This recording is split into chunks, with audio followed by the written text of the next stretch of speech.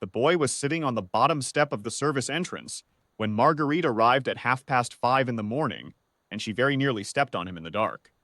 He was perhaps 4 years old, perhaps 5, small enough that the rain had soaked him through without much effort, and quiet enough that not one of the two guards at the gate had heard a sound. He had no coat. He had no shoes. He had a small red mitten on his left hand and nothing on his right, and he was staring at the wet stone of the step, as though he had been staring at it for a very long time. Marguerite set down her basket and crouched beside him. She did not ask his name. She did not call for anyone. She simply sat on the wet step beside him, pulled the dry half of her kitchen apron loose, and wrapped it around his shoulders, and then she waited. The rest of us found out about it over the course of that morning. I am Dora, the housekeeper of the Coletti estate for 11 years, and I will tell you what I saw. The man who owned that estate was Raphael Coletti. You will not find his name in any newspaper, which was itself a kind of power. When he walked into a room, the room arranged itself around him. His people, the drivers, the men at the gate, the junior staff who refilled his coffee, did not speak to him unless spoken to, and they did not look at him directly if they could help it. He was not cruel to his household. He did not need to be. His reputation was the thing that arrived first, and it was enough. He came to the kitchen at 7 that morning because the boy had still not spoken, and the head of security, a broad, careful man named Felice, had come to him without the problem and then admitted, with visible discomfort, that no one had been able to get the child to move or eat or make a sound. Not Felice, not the junior staff, not the woman from the village who sometimes helped with deliveries. No one. Raffaele Coletti walked into his own kitchen, looked at the small boy seated at the long pine table, and said quietly, "What is his name?" "I don't know yet," Marguerite said. She was at the stove. She did not turn around. "He hasn't said." The silence that followed was the kind of silence I had learned to read in 11 years of service. It was not anger. It was something more like surprise, the specific surprise of a man who has never answered that plainly. He pulled out the chair across from the boy and sat down. I found a reason to restock the pantry shelf near the kitchen door. For perhaps 10 minutes, the man and the boy sat across from each other without speaking. Marguerite moved around them with quiet efficiency, setting out a bowl of warm porridge, a glass of milk, a small dish of honey. She placed the honey beside the boy's left hand, the one that still wore the red mitten, and she did not make a production of it. The boy looked at the honey, he looked at Raffaele Coletti, then slowly he picked up the spoon. Over the days that followed, the authorities were notified. Inquiries were made. The boy, whose name turned out to be Tomas, and who was 5 years and 3 months old, and who had wandered from a situation the social workers described only in careful, abbreviated language, was placed in temporary care while the proper channels sorted themselves out. The proper channels, as it turned out, moved very slowly. Tomas was allowed to stay at the estate while they moved. He slept in the room beside the nursery. He ate his meals at the long pine table in the kitchen, and he ate them beside Marguerite, who seemed to understand instinctively that he needed a person to be close to before he needed anything else. She taught him the names of vegetables and let him tear the bread. She sang while she worked, old songs, the kind with verses that repeat, and he began to hum them after a few days, and then quietly to sing along. He spoke his first full sentence on the 5th day. He said, "The soup is hot."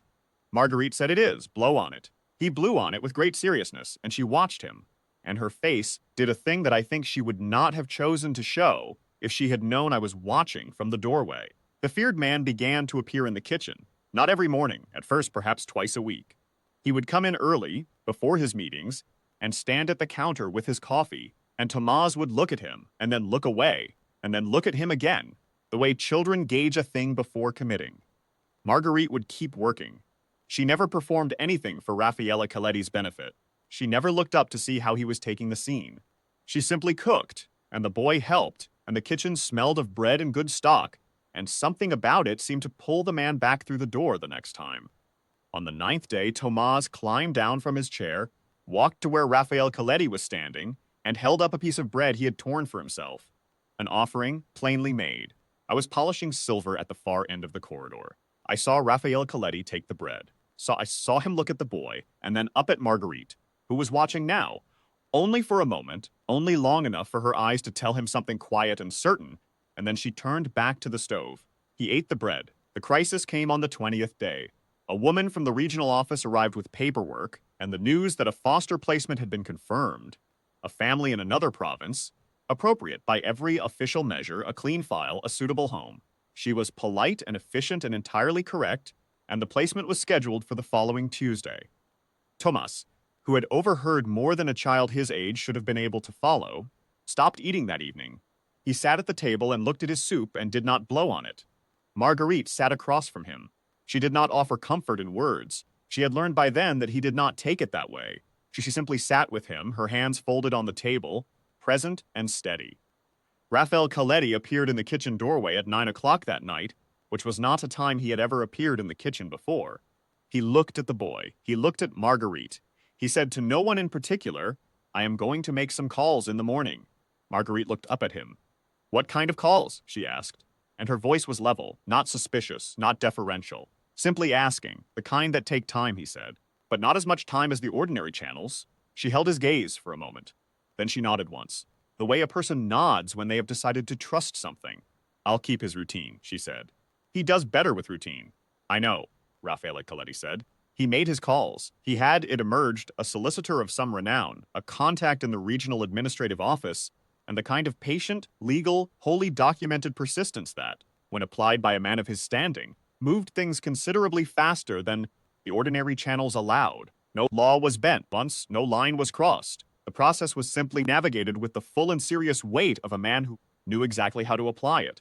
3 weeks later, the preliminary guardianship papers were signed. Thomas, who did not entirely understand the papers but understood perfectly what Marguerite's expression meant when she heard the news, climbed into her lap at the kitchen table and stayed there for a long time without moving.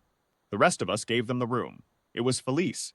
Careful, practical Felice, who had worked for Raffaele Coletti for 12 years and prided himself on reading the room, who found me in the corridor afterward and said low and plainly he is going to ask her. "Ask her what?" I said. Felice looked at me the way people look at someone who has already answered their own question. Raphael Coletti asked her that evening, in the kitchen after the boy was asleep. I did not hear the words. I heard only the long quiet that followed, and then Marguerite's voice, steady, warm, a little unsteady at the edges, saying yes. What I can tell you is what I saw afterward, which is this. A man who had spent the better part of 2 decades being feared by people far more powerful than I will ever be, standing in his own kitchen doorway with the posture of someone who had just set down something very heavy, not diminished, lighter, as if being truly seen, not feared, not managed, not handled, but seen, was a thing he had not known he was still waiting for. Thomas called her Marguerite for another 6 months. Then one morning at breakfast, he called her something else. And she put down her spoon, and the kitchen went very still, and Raphael Coletti looked at the table and did not speak for a moment. And when he looked up, his eyes were bright. We talked about that morning for a long time afterward, the rest of us. We still do.